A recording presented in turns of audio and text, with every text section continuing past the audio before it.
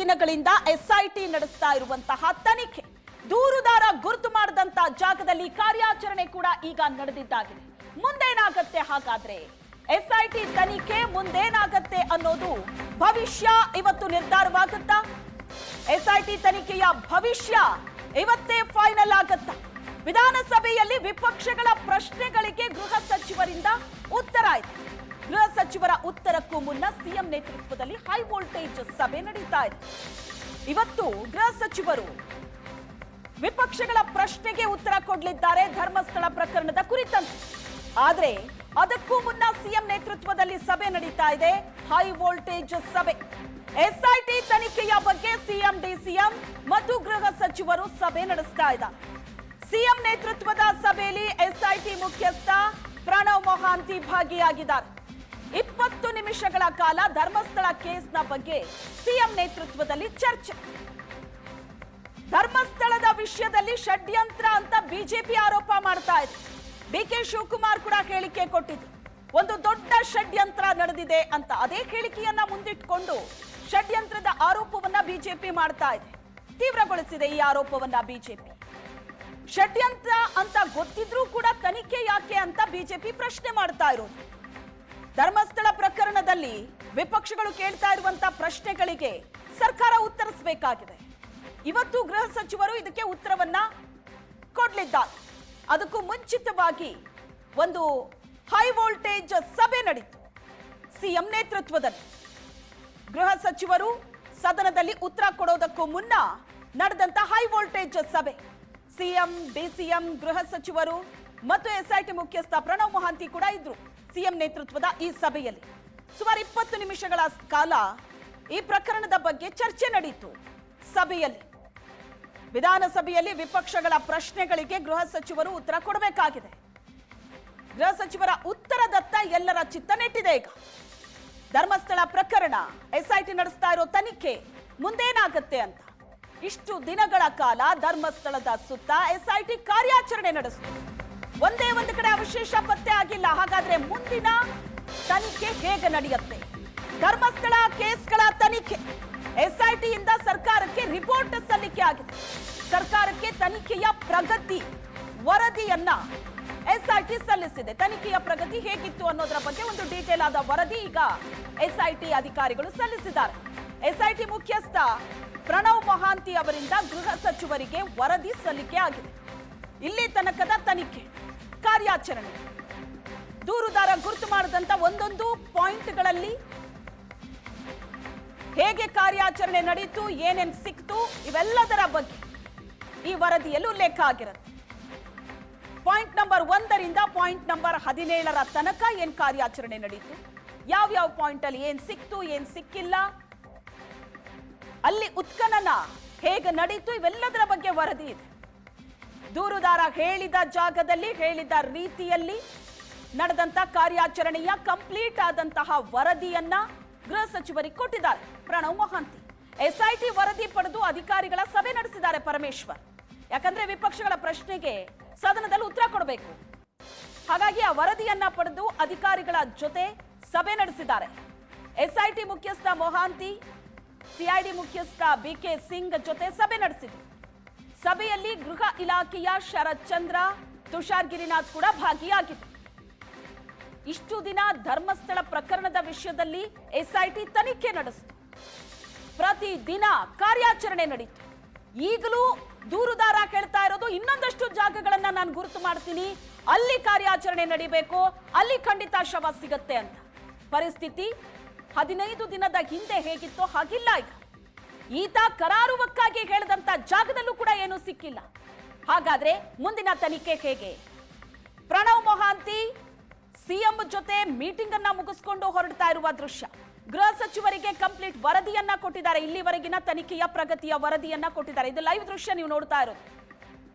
ನೇರ ಪ್ರಸಾರದ ದೃಶ್ಯದಲ್ಲಿ ನೋಡ್ತಾ ಇದ್ದೀರಿ. ಎಸ್ಐಟಿ ಮುಖ್ಯಸ್ಥ ಪ್ರಣವ್ ಮೊಹಾಂತಿ ವರದಿಯ ಜೊತೆಗೆ ವಿಧಾನಸೌಧಕ್ಕೆ ಬಂದಿದ್ರು. ಆ ವರದಿಯನ್ನ ಗೃಹ ಸಚಿವರಿಗೆ ಸಲ್ಲಿಸಿದ್ದಾರೆ. ಗೃಹ ಸಚಿವರು ಅಧಿಕಾರಿಗಳ ಜೊತೆ ಸಭೆ ನಡೆಸಿದ್ರು. ಸಿಎಂ ನೇತೃತ್ವದಲ್ಲಿ ಸಭೆ ನಡೆಯಿತು. ಆ ಸಭೆಯಲ್ಲಿ ಪ್ರಣವ್ ಮೊಹಾಂತಿ ಇದ್ರು. ಸಿಎಂ ಡಿಸಿಎಂ ಗೃಹ ಸಚಿವರಿದ್ದ ಸಭೆಯಲ್ಲಿ ಎಸ್ಐಟಿ ಮುಖ್ಯಸ್ಥ ಪ್ರಣವ್ ಮೊಹಾಂತಿ ಕೂಡ ಇದ್ರು. ಈಗ ವರದಿಯನ್ನ ಸಲ್ಲಿಕೆ ಮಾಡಿ ಸಭೆಯನ್ನ ಮುಗಿಸಿ ಹೊರಟಿದ್ದಾರೆ ಎಸ್ಐಟಿ ಮುಖ್ಯಸ್ಥ ಪ್ರಣವ್ ಮೊಹಾಂತಿ. ಮಧ್ಯಾಹ್ನದ ನಂತರ ಸದನದಲ್ಲಿ ಧರ್ಮಸ್ಥಳ ಪ್ರಕರಣದ ಬಗ್ಗೆ ಗೃಹ ಸಚಿವರು ಉತ್ತರ ಕೊಡಲಿದ್ದಾರೆ. ಅದಕ್ಕೂ ಮುಂಚಿತವಾಗಿ ಹೈ ವೋಲ್ಟೇಜ್ ಸಭೆಗಳು ನಡೀತಾ ಇದೆ. ಎಸ್ಐಟಿ ತನಿಖೆಯ ಬಗ್ಗೆ ಮಧ್ಯಾಹ್ನದ ನಂತರ ಸರ್ಕಾರದ ಉತ್ತರ. ವಿಪಕ್ಷಗಳ ಷಡ್ಯಂತ್ರದ ಆರೋಪಕ್ಕೆ ಗೃಹ ಸಚಿವರು ಇವತ್ತು ಉತ್ತರ ಕೊಡಲಿದ್ದಾರೆ. ಮಧ್ಯಾಹ್ನದ ನಂತರ ಗೃಹ ಸಚಿವರ ಉತ್ತರಕ್ಕೆ ಸ್ಪೀಕರ್ ಸಮಯ ನಿಗದಿ ಮಾಡಿದ್ದಾರೆ. ಈವರೆಗಿನ ತನಿಖೆ ಪ್ರಗತಿ ಬಗ್ಗೆ ಸರ್ಕಾರಕ್ಕೆ ಎಸ್ಐಟಿ ಮುಖ್ಯಸ್ಥ ಪ್ರಣವ್ ಮೊಹಾಂತಿ ವರದಿ ಕೊಟ್ಟಿದ್ದಾರೆ. ತನಿಖೆಯ ವರದಿಯನ್ನ ಪಡೆದಿದ್ದಾರೆ ಗೃಹ ಸಚಿವರು. ಈ ತನಿಖೆಯ ವರದಿಯನ್ನ ಆಧರಿಸಿ ವಿಧಾನಸಭೆಯಲ್ಲಿ ಪರಮೇಶ್ವರ್ ಉತ್ತರ ಕೊಡಲಿದ್ದಾರೆ. ಹಲವು ಪ್ರಶ್ನೆಗಳೆದ್ದಿದೆ. ಧರ್ಮಸ್ಥಳದ ಬಗ್ಗೆ ಕೇಳಿ ಬಂದಂತಹ ಗಂಭೀರವಾದ ಆರೋಪ ತಿಂಗಳಾನ್ಗಟ್ಲೆ ಆಯ್ತು. ಅನಾಮಿಕ ದೂರುದಾರ ಬಂದು ಕಂಪ್ಲೇಂಟ್ ಕೊಡ್ತಾರೆ, ಕೈಯಲ್ಲೊಂದು ಬುರುಡೆ ಕೂಡ ತರ್ತಾನೆ. ಇಂತಹ ನೂರಾರು ಹೆಣ್ಣುಮಕ್ಕಳ ಶವಗಳನ್ನ ಧರ್ಮಸ್ಥಳದಲ್ಲಿ ನಾನು ಹೂತಿದ್ದೀನಿ, ಆ ಜಾಗ ಕೂಡ ನಾನು ತೋರಿಸ್ತೀನಿ. ಅಗಿರಿಯಲ್ಲಿ ಅಸ್ಥಿ ಪಂಜರದ ಅವಶೇಷಗಳು ಸಿಗತ್ತೆ ಅಂತ 10-15 ವರ್ಷಗಳ ಹಿಂದೆ ತಾನು ಹೂತಿಟ್ಟಂತಹ ಜಾಗವನ್ನ ಬಂದು ನಿಂತು ಕರಾರುವಕ್ಕಾಗಿ ತೋರಿಸ್ತಾ. ಅಚ್ಚರಿ ಆಯ್ತು, ಎಲ್ರಿಗೂ ಆಶ್ಚರ್ಯ ಆಯ್ತು. ಹೇಗೆ ಸಾಧ್ಯ ಅಂತ. ಇದುವರೆಗೂ ಅವಶೇಷಗಳ ಪತ್ತೆ ಆಗಿದೆ. ಈಗ ಈ ತನಿಖೆ ಹೇಗೆ ಮುಂದೆ? ಗೃಹ ಸಚಿವರು ಇವತ್ತು ಉತ್ತರ ಕೊಡ್ತಾರೆ. ಈ ಬಗ್ಗೆ ಹೆಚ್ಚಿನ ಡೀಟೇಲ್ಸ್ ಅನ್ನ ಕೊಡ್ತಾರೆ ಪೊಲಿಟಿಕಲ್ ಬ್ಯೂರೋ ಹೆಡ್ ಆಗಿರುವಂತಹ ಆನಂದ್ ಬೈದನ್ ಮನೆ ನೇರ ಸಂಪರ್ಕದಲ್ಲಿ ಜಾಯ್ನ್ ಆಗಿದ್ದಾರೆ. ಆನಂದ್, ಈಗ ಎಲ್ಲರ ಚಿತ್ತ ಇರೋದು ಗೃಹ ಸಚಿವರು ಏನು ಉತ್ತರ ಕೊಡ್ತಾರೆ ಅಂತ. ಧರ್ಮಸ್ಥಳ ಪ್ರಕರಣ ಅನ್ನೋದು ರಾಜ್ಯದಲ್ಲಿ ಮಾತ್ರ ಅಲ್ಲ, ದೇಶದಲ್ಲಿ ಮಾತ್ರ ಅಲ್ಲ, ರಾಷ್ಟ್ರವ್ಯಾಪಿ ಇದು ಸದ್ದು ಮಾಡ್ತಾ ಇದೆ. ಧರ್ಮಸ್ಥಳ ಪ್ರಕರಣ ಅನ್ನೋದು ದೂರುದಾರ ಮಾಡಿದಂತ ಗಂಭೀರವಾದ ಆರೋಪ. ತನಿಖೆ ಇಷ್ಟು ದಿನ ನಡೀತು, ಯಾವ ಅವಶೇಷಗಳು ಪತ್ತೆ ಆಗಿಲ್ಲ. What next? ಎಸ್ಐಟಿ ಮುಂದೆ ಏನು ಮಾಡುತ್ತೆ? ವಿಪಕ್ಷಗಳ ಪ್ರಶ್ನೆಗೆ ಗೃಹ ಸಚಿವರು ಏನು ಉತ್ತರ ಕೊಡ್ತಾರೆ ಅಂತ. ಬೆಳಗಿನಿಂದ ಏನೆಲ್ಲ ಡೆವಲಪ್ಮೆಂಟ್ ಆಯ್ತು? ಸಭೆ ಮೇಲೆ ಸಭೆ ನಡೀತಾ ಇದೆ.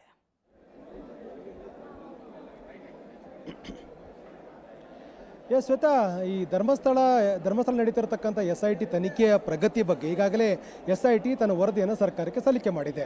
ಇವತ್ತು ವಿಧಾನಸಭೆಯಲ್ಲಿ ಸರ್ಕಾರ ಉತ್ತರ ಕೊಡಬೇಕಾಗಿರ್ತಕ್ಕಂಥ ಹಿನ್ನೆಲೆಯಲ್ಲಿ ಈ ಒಂದು ಸ್ಟೇಟಸ್ ರಿಪೋರ್ಟ್ ಬಗ್ಗೆನೂ ಕೂಡ ಕುತೂಹಲ ಹೆಚ್ಚಾಗಿದೆ.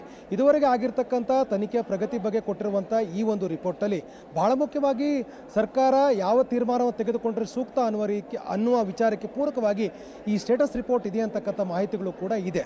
ಯಾಕೆಂದರೆ ಇದುವರೆಗೆ ಆಗಿರ್ತಕ್ಕಂಥ ತನಿಖೆಯ ಪ್ರಗತಿಗಳು ಮತ್ತು ಮುಂದೆ ಯಾವ ರೀತಿಯಾದಂಥ ಕ್ರಮವನ್ನು ಎಸ್ಐಟಿ ತೆಗೆದುಕೊಳ್ಳುತ್ತೆ ಮತ್ತು ಎಷ್ಟು ಸಮಯಾವಕಾಶಗಳು ಬೇಕಾಗುತ್ತೆ, ಈ ಎಲ್ಲ ವಿಚಾರಗಳ ಬಗ್ಗೆಯೂ ಕೂಡ ಸ್ಟೇಟಸ್ ರಿಪೋರ್ಟಲ್ಲಿ ಮಾಹಿತಿಗಳನ್ನು ನೀಡಲಾಗಿದೆ. ಅದರ ಆಧಾರದ ಮೇಲೆ ಗೃಹ ಸಚಿವರು ಉತ್ತರವನ್ನು ಕೂಡ ಸಿದ್ಧಪಡಿಸಿದ್ದಾರೆ.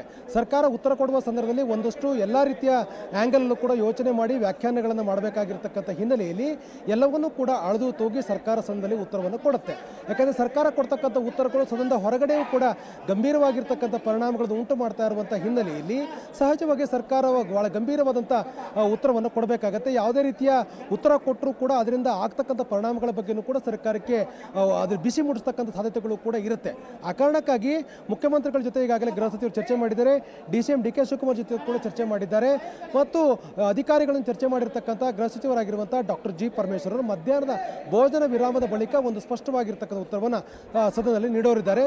ಸದನದಲ್ಲಿ ಕೊಡ್ತಕ್ಕಂಥ ಉತ್ತರದಲ್ಲಿ ಬಹಳ ಮುಖ್ಯವಾಗಿ ಇದುವರೆಗೆ ಆಗಿರ್ತಕ್ಕಂಥ ತನಿಖೆಯ ಪ್ರಗತಿ ಮತ್ತು ಸಂಪೂರ್ಣವಾಗಿರ್ತಕ್ಕಂಥ ರಿಪೋರ್ಟ್ ಯಾವಾಗ ಬರುತ್ತೆ, ಯಾರ ಮೇಲೆ ಕ್ರಮ, ಯಾರ ವಿರುದ್ಧವಾಗಿ ತನಿಖೆಗಳು ಮುಂದುವರೆದಿದೆ, ಇವೆಲ್ಲದರ ಬಗ್ಗೆಯೂ ಕೂಡ ವಿಸ್ತೃತವಾಗಿರುವಂಥ ಮಾಹಿತಿಗಳು ಅದರಲ್ಲಿ ಇರುತ್ತೆ ಅಂತಕ್ಕಂಥ ಕುತೂಹಲ ಇದೆ. ಯಾಕೆಂದರೆ ಸರ್ಕಾರ ಈಗ ಕೊಡ್ತಕ್ಕಂಥ ಉತ್ತರದ ಆಧಾರದ ಮೇಲೆ ಹೊರಗಡೆಯೂ ಕೂಡ ಹೋರಾಟಗಳು ಮುಂದುವರಿಬಹುದು. ಯಾಕೆಂದರೆ ಪರ ವಿರೋಧ ಅಭಿಪ್ರಾಯಗಳು ಇರುವಂಥ ಕಾರಣಕ್ಕಾಗಿ ಯಾವುದೇ ಉತ್ತರ ಬಂದರೂ ಕೂಡ ಅದಕ್ಕೆ ಸಹಜವಾಗಿರ್ತಕ್ಕಂಥ ಪ್ರತಿಭಟನೆಗಳು ವ್ಯಕ್ತವಾಗ್ತಕ್ಕಂಥ ಸಾಧ್ಯತೆಗಳು ಕೂಡ ಇದೆ. ಯಾಕೆಂದರೆ ಈಗಾಗಲೇ BJP ತನ್ನ ಹೋರಾಟವನ್ನು ಕೈಗೆತ್ತಿಕೊಂಡಿದ್ದು ಧರ್ಮಸ್ಥಳದ ಧರ್ಮಾಧಿಕಾರಿಗಳ ಪರವಾಗಿದ್ದೇವೆ ಅಂತಕ್ಕಂಥ ಸಂದೇಶದೊಂದಿಗೆ ಹೋರಾಟ ತೆಗೆದುಕೊಂಡು ಧರ್ಮಾಧಿಕಾರಿಗಳನ್ನು ಕೂಡ ಭೇಟಿ ಮಾಡಿರುವಂಥ BJP ಶಾಸಕರುಗಳು ಮತ್ತು ಕಾರ್ಯಕರ್ತರು ನಿರಂತರವಾಗಿರ್ತಕ್ಕಂಥ ಜಾಥಾ ಮಾಡಲಿಕ್ಕೆ ತೀರ್ಮಾನ ಮಾಡಿದರೆ. ಅದರ ಮೇಲೆ ಕಾಂಗ್ರೆಸ್ ಮುಖಂಡರು ಕೂಡ ಶಾಸಕರು ಕೂಡ ಜಾಥಾ ಮಾಡಬೇಕು ನಿರ್ಧಾರ ತೆಗೆದುಕೊಂಡಿದ್ದಾರೆ. ಈಗಾಗಲೇ ಈಗ ನಡೀತಿರತಕ್ಕಂಥ ಜಾಥಾಕ್ಕೆ ಪರ್ಯಾಯವಾಗಿ ಕೆಲ ಸಂಘಟನೆಗಳು ಕೂಡ ಸರ್ಕಾರದ ವಿರುದ್ಧ ವಾಗ್ದಾಳಿ ಮಾಡತಕ್ಕಂಥ ಅವಕಾಶವನ್ನು ಬಳಕೆ ಮಾಡಿಕೊಂಡು ವಾಗ್ದಾಳಿಯನ್ನು ಕೂಡ ಮುಂದುವರಿಸ್ತಾ ಇರುವಂಥ ಈ ಹಿನ್ನೆಲೆಯಲ್ಲಿ ಸರ್ಕಾರದ ಯಾವುದೇ ಉತ್ತರ ಕೊಟ್ಟರೂ ಕೂಡ ಅದರ ಒಟ್ಟಾರೆ ಪರಿಣಾಮಗಳು ಹೊರಗಡೆ ಆಗುವಂಥ ಸಾಧ್ಯತೆಗಳು ಇರುತ್ತೆ. ಹಾಗಾಗಿ ಸರ್ಕಾರ ಎಲ್ಲವನ್ನೂ ಕೂಡ ಬ್ಯಾಲೆನ್ಸ್ ಮಾಡುವ ರೀತಿಯಲ್ಲಿ, ಸದನವನ್ನು ಕೂಡ ಬ್ಯಾಲೆನ್ಸ್ ಮಾಡುವ ರೀತಿಯಲ್ಲಿ ರಾಜಕೀಯ ಪಕ್ಷಗಳು, ಹೋರಾಟಗಾರರು, ಸಂಘಟನೆಗಳು ಮತ್ತು ಆ ಧರ್ಮ ಕ್ಷೇತ್ರವನ್ನು ಒಳಗೊಂಡಂತೆ ಧಾರ್ಮಿಕ ಭಾವನೆಗಳನ್ನು ಕೂಡ ಒಳಗೊಂಡಂತೆ ಒಂದು ಸ್ಪಷ್ಟವಾಗಿರ್ತಕ್ಕಂಥ ಉತ್ತರವನ್ನು ನೀಡುವಂಥ ಸಾಧ್ಯತೆಗಳಿದೆ. ಆ ಉತ್ತರಕ್ಕಾಗಿ ಇಡೀ ರಾಜ್ಯ ಕಾಯ್ತಾ ಇದೆ ಅಂದರೂ ಕೂಡ ತಪ್ಪಾಗಲಾರದು. ಓಕೆ ಆನಂದ್, ಕಾರ್ಯಾಚರಣೆಯಲ್ಲಿ ಏನ್ ಸಿಕ್ತು ಏನ್ ಸಿಕ್ಕಿಲ್ಲ ಅನ್ನೋದು ಬಹುತೇಕ ಎಲ್ರಿಗೂ ಆ ವಿಷಯ ಅಂತೂ ಗೊತ್ತೇ ಇದೆ. ಆದ್ರೆ ಈಗ ಗೊತ್ತಾಗ್ಬೇಕಾಗಿರೋದು SIT ತನಿಖೆ ಮುಂದೆ ಏನಾಗತ್ತೆ, ಸರ್ಕಾರ ಈ ಬಗ್ಗೆ ಏನ್ ನಿರ್ಧಾರ ತಗೊಳುತ್ತೆ ಅಂತ. ಒಂದು ವಿಪಕ್ಷ ತಿರುಗಿ ಬಿದ್ದಿದೆ, ಇನ್ನೊಂದು ರಾಜ್ಯದಾದ್ಯಂತ ಹೋರಾಟ ನಡೀತಾ ಇದೆ ಧರ್ಮಸ್ಥಳದ ಪರವಾಗಿ. ಇನ್ನು ಸೋಷಿಯಲ್ ಮೀಡಿಯಾದಲ್ಲೂ ಕೂಡ ಧರ್ಮಸ್ಥಳದ ಪರವಾಗಿ ಅಪಪ್ರಚಾರ ಅಂತ ಅದ್ರ ಬಗ್ಗೆ ಆಕ್ರೋಶ ವ್ಯಕ್ತವಾಗ್ತಾ ಇದೆ. ಇಂಥ ಸಮಯದಲ್ಲಿ SIT ತನಿಖೆಯನ್ನ ಸರ್ಕಾರ ಮುಂದುವರಿಸುವಂತಹ ಸಾಧ್ಯತೆ ಕಾಣಿಸ್ತಾ ಇದೆಯಾ, ಅಥವಾ ಇಲ್ಲಿಗೆ ನಿಲ್ಲುತ್ತಾ, ಅಥವಾ ದೂರುದಾರನಿಗೆ ತನಿಖೆ ಮುಂದುವರಿಯುತ್ತಾ? ಹಾಗಾದ್ರೆ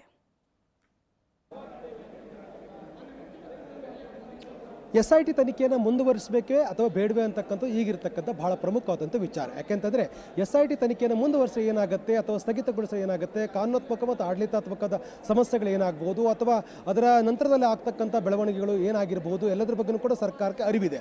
ಆ ಕಾರಣಕ್ಕಾಗಿ ನಮಗೆ ಲಭ್ಯವಾಗಿರ್ತಕ್ಕಂಥ ಮಾಹಿತಿ ಪ್ರಕಾರ ಸರ್ಕಾರ ಸದ್ಯಕ್ಕೆ SIT ತನಿಖೆಯನ್ನು ಪೂರ್ಣಗೊಳಿಸ್ತಕ್ಕಂಥ ಅಂದರೆ ಫುಲ್ ಫ್ಲೆಜ್ಡ್ ರಿಪೋರ್ಟ್ ಕೊಟ್ಟ ನಂತರ ಅದನ್ನು ಸ್ಥಗಿತಗೊಳಿಸ್ತಕ್ಕಂಥದ್ದು ಮತ್ತು ಈ ಥರದ ದೂರನ್ನು ಇನ್ಯಾರಾದರೂ ಕೂಡ ಕೊಡುವ ಸಾಧ್ಯತೆಗಳಿದೆ ಆದರೆ ಅಥವಾ ಅವರು ದೂರು ಕೊಡಲಿಕ್ಕೆ ಮುಂದಾಗಿದ್ದೆ ಆದರೆ ಸ್ಥಳೀಯ ಪೊಲೀಸರೇ ಈ ದೂರಿನ ಬಗ್ಗೆ ತನಿಖೆ ಮಾಡತಕ್ಕಂಥ ರೀತಿಯಲ್ಲಿ ಒಂದು ಕ್ರಮ ತೆಗೆದುಕೊಳ್ಳುವಂಥದ್ದು, ಇಲ್ಲವೇ ಜಿಲ್ಲಾ ಪೊಲೀಸ್ ವರಿಷ್ಠಾಧಿಕಾರಿಗಳ ನೇತೃತ್ವದಲ್ಲೇ ಒಂದು ಸ್ಪಷ್ಟವಾಗಿರ್ತಕ್ಕಂಥ ಒಂದು ಸೆಲ್ಲನ್ನು ಮಾಡಬೇಕು.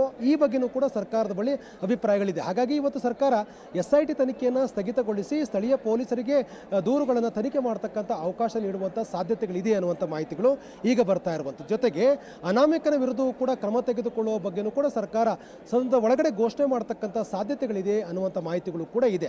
ಹಾಗಾಗಿ ಸರ್ಕಾರ ಉತ್ತರ ಕೊಟ್ಟಾಗಲೇ ಇವೆಲ್ಲ ಪ್ರಶ್ನೆಗಳಿಗೂ ಕೂಡ ಒಂದು ಸ್ಪಷ್ಟವಾಗಿರ್ತಕ್ಕಂಥ ಒಂದು ಚಿತ್ರಣ ಬರುತ್ತೆ ಅನ್ನುವಂಥದ್ದು. Shweta. S Anand, thank you so much ನಿಮ್ಮೆಲ್ಲ ಡೀಟೇಲ್ಸ್.